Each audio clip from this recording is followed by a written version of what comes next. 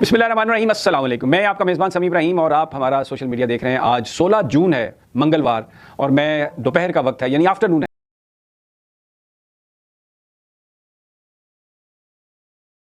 है। इस्लामाबाद में मैं आपसे मुखातिब हूँ। डेवलपिंग स्टोरीज़ हैं। एक तो गिलगित बल्तिस्तान से जो 4 अरकान हैं आज़ाद, उन्होंने इस्तेहकाम पाकिस्तान पार्टी जो अलीम खान साहब की है उसमें शिरकत इख्तियार कर लिया। बहुत सारे लोग कह रहे हैं कि ये इस्तेहकाम पाकिस्तान अब अदम इस्तेहकाम का बायस बनेगी, लेकिन बहरहाल पाकिस्तान है, इसमें कुछ भी हो सकता है, किसी भी वक्त हो सकता है। तो ये क्या इसके असरात होंगे, इस पर हम बात करते हैं।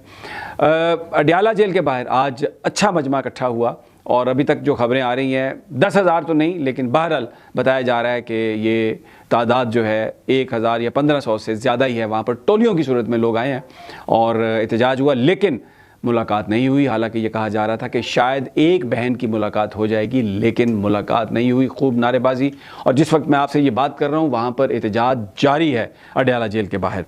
आज़ाद कश्मीर से जो खबरें आई हैं उसमें ये मैं आपको विजुअल्स भी अभी भी दिखाता हूँ, आगे भी आपको दिखाऊँगा कि वहाँ पर जो एहतजाज है वो जारी है, कोई उसमें कमी नहीं आई। ज़्यादा से ज़्यादा लोग उसमें आ रहे हैं और मैं पहले भी ये बात बता रहा हूँ कि अब जो वहाँ पर सिचुएशन है वो बहुत ही परेशान कुन है, क्योंकि लोग जिस तरह खुलकर अपने जज्बात का इजहार कर रहे हैं, पाकिस्तान के ताकतवर हलकों को सोचना चाहिए कि यहाँ पे मामला ताकत का नहीं है, सूझबूझ का है। और ये जो बढ़ बढ़ कर तकरीरें कर रहे हैं कि जी बिल्कुल मुहाजिरीन की नशिस्तें जो हैं वो पाकिस्तान की अना का मसला है, हट जाएँ इस बात से। जब कश्मीरी नहीं चाहते तो आप ये क्यों उन पर ठूंसते हैं पॉलिटिकल इंजीनियरिंग के लिए, अपनी मर्ज़ी की हुकूमत के लिए। कश्मीर में जो भी हुकूमत बनेगी पाकिस्तान के साथ वो लॉयल होगी। हाँ, हो सकता है चंद ताकतवर लोग जो वहाँ पर करना चाह रहे हैं वो शायद ना कर सकें, लेकिन कश्मीरी उनका दिल पाकिस्तान के साथ धड़कता है। और ये इस वक्त जो वहाँ पर किया जा रहा है ख़वातीन के साथ, बच्चों के साथ, और वो लोग जो एहतजाज कर रहे हैं सिर्फ इसलिए कि मुहाजिरीन की नशिस्तें ख़त्म की जाएँ, ताकि जो बाहर से असरअंदाज होने की कोशिश की जाती है इलेक्शन में वो बंद हो सके। वो जो मुतालबात हैं उस पर पूरा कश्मीर, ओवरसीज़ कश्मीरी डायस्पोरा और बहुत सारे पाकिस्तानी इस पर मुत्तफ़िक हैं। ये पाकिस्तान जो इसको रोकने की कोशिश कर रहा है ताकत के ज़रिए, वो ये सोचे कि वो क्या कर रहा है। खैर जनाब, अब जो सबसे बड़ी स्टोरी जो है, जो मुस्तकबिल का मंजरनामा जो बना रही है, वो मैं आपके सामने रखता हूँ। कौमी असम्बली में पूरी आपको ये वाक़या आपको सुनाता हूँ। कौमी असम्बली का बजट इजलास, मेंबरान को बहुत ज़्यादा नहीं थे, तकारीर हो रही हैं जैसे होती हैं, तो अचानक एंट्री होती है। तमाम गर्दनें पीछे मुड़ती हैं, देखती हैं कि ये कौन आया। एंट्री किसकी है? वज़ीर दाखिला जनाब मोहसिन नकवी।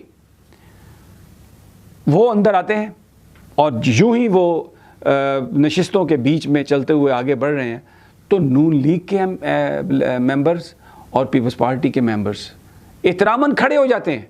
ये वो मनाज़र हैं जो कभी मियाँ नवाज शरीफ आते थे या शहबाज शरीफ आते हैं तो हम देखते हैं, और हर आदमी जनाब मोहसिन नकवी के साथ हाथ मिलाने के लिए बेताब है। और लाइन बना के वज़ीर सरदार यूसुफ साहब, हनीफ अब्बासी साहब, फिर उसके अलावा मलिक इब्राहिम, नाम लें आप, जो भी नून लीग के अरकान वहाँ पर मौजूद थे, कतार बना के मोहसिन नकवी साहब के साथ मुलाकात और सलाम। और मैंने देखा बाज़ जो मेंबरान हैं उन्होंने चिट्ठें लिखी हुई थी, ऐसा लग रहा था कि वज़ीर दाखिला नहीं, वज़ीर आज़म साहब अंदर आ गए। इंतहाई ये जो लम्हात हैं उसमें मैं आपको आई विश कि हमें प्रेस गैलरी से इजाज़त होती को फुटेज बनाने की, तो मैं आपकी नज़र करता और आप देखते कि ये जो गुलहाय अकीदत मोहसिन नकवी साहब पे निछावर कर रहे हैं नून लीग वाले और पीपल्स पार्टी वाले, ये चीख चीख कर बोल रहे थे कि आने वाला वक्त किसका है, आने वाला वक्त किसका है। और इससे पहले मैंने अपने पिछले वीलॉग में आपको बताया कि ये बड़ी एक बहस हो रही है कि ये क्रेडिट किसका है। ऑफ कोर्स क्रेडिट तो दिया मोहसिन नकवी साहब ने, लिखा कि यू डिड इट अगेन। अच्छा, फिर इसके बाद एक बात क्रेडिट देना पड़ेगा पीटीआई वालों को, जो कुछ भी है, जितनी बड़ी लंबी कतार लगी हुई थी मोहसिन नकवी साहब के इर्द गिर्द, वो अपनी नशिस्तों से नहीं खड़े हुए। मोहसिन नकवी साहब इन सब जो पीपल्स पार्टी और नून लीग के जो मेंबरान थे उनसे मिलने के बाद ख़ुद चल कर गए और वहाँ पर उन्होंने मुलाकात की गौहर साहब से। ये तस्वीर जो हमने लगाई है ये आपको बता रही है कि उनकी नशिस्तों पर जाकर मोहसिन नकवी ने उनसे मुसाफा किया। असद कैसर साथ बैठे थे गौहर साहब के, वो खड़े हो गए और वो भी इंतज़ार में थे कि बैरिस्टर गौहर के साथ गुफ्तगू ख़त्म हो तो मुलाकात तो मैं उनसे मिलूं। सरगोशी बैरिस्टर गौहर ने कोई 1-1.25 मिनट की सरगोशी की, उनके कान में मोहसिन नकवी साहब सारी लाते रहे। फिर उन्होंने मुसाफा किया, असद कैसर के साथ भी थोड़ी बात की। शाद खट्टक जो पार्लिमानी लीडर हैं वो थोड़ी दूर खड़े थे, बिल्कुल बेनियाज, देखा नहीं उन्होंने मोहसिन नकवी की तरफ।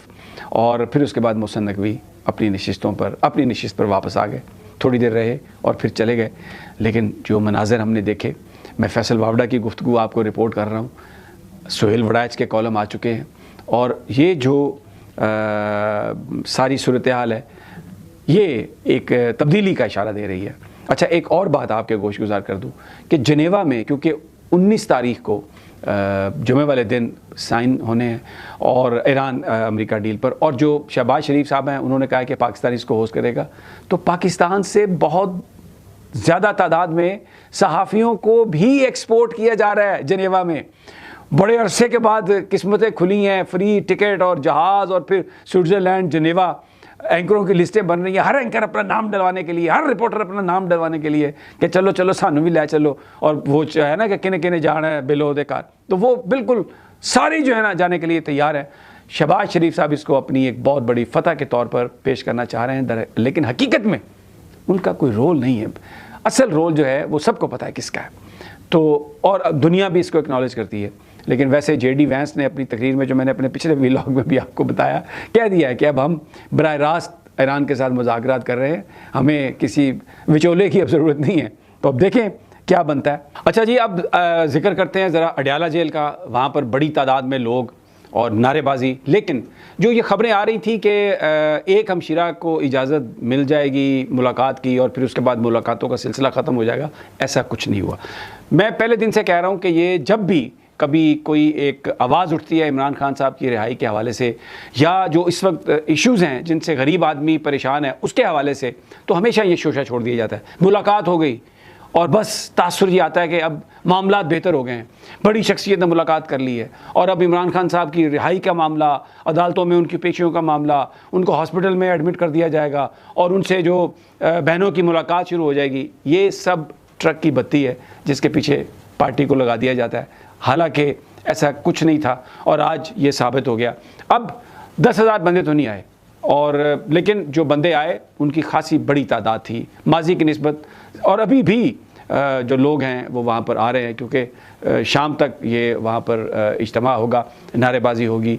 सोहेल अफरीदी साहब नहीं आए, बहुत सारे KP के वज़रा भी नहीं आ सके, तो अब अंदाज़ा इसलिए हो गया था कि मुलाकात नहीं होगी क्योंकि इस्लामाबाद हाई कोर्ट ने जो सोहेल अफरीदी साहब ने और मुजम्मल असलम साहब ने मिलने के लिए दरख्वास्त दी हुई थी, उस पर जो इतराज़ात थे, अदालत ने वो इतराज़ात नहीं हटाए, अगली तारीख दे दी और कहा कि अगर इतराज़ात हटा दिए जाए तो हम आज ही सुन लेंगे।